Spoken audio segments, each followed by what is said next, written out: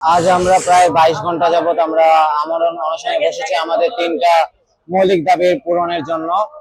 আমাদের বিশ্ববিদ্যালয় প্রশাসন আমাদের সাথে যোগাযোগ করেছে, আমাদের আশ্বাস দেওয়ার চেষ্টা করেছেন, কিন্তু আমাদের যে দাবিগুলো তারা পূরণ করতে পারেননি। তার জন্য আমরা এখন আমাদের অনশনে আছি। কিন্তু আমাদের বিশ্ববিদ্যালয় প্রশাসন আমাদের সাথে যোগাযোগ করার পরেও সত্ত্বেও কিন্তু আমাদের সাথে সরকার, ইউজিসি বা শিক্ষা মন্ত্রণালয় থেকে কেউ কোনো ধরনের যোগাযোগ করার প্রয়োজন বোধ করে নাই।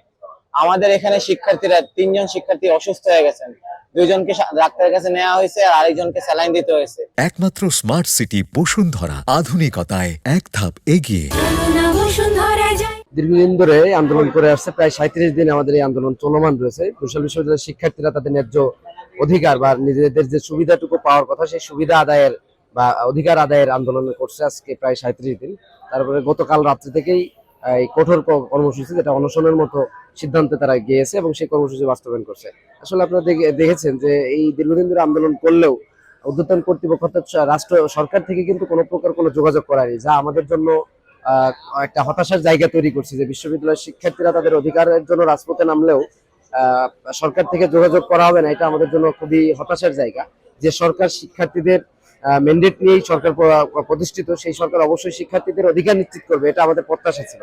এবং বরিশাল বিশ্ববিদ্যালয় গতকাল রাত 9টা থেকে বরিশাল বিশ্ববিদ্যালয়ের শিক্ষার্থীরা 3 দফা দাবিতে গণ অনশনের যে আয়োজন করেছে, এখানে প্রথমে আমাদের 7 জন শিক্ষার্থী অনশনে এসে বসেছিলেন। তার মধ্যে থেকে ইতিমধ্যে আমাদের 3 জন শিক্ষার্থী অসুস্থ হয়েছেন, তাদেরকে আমরা শেরেবাংলা মেডিকেল কলেজে প্রেরণ করেছি।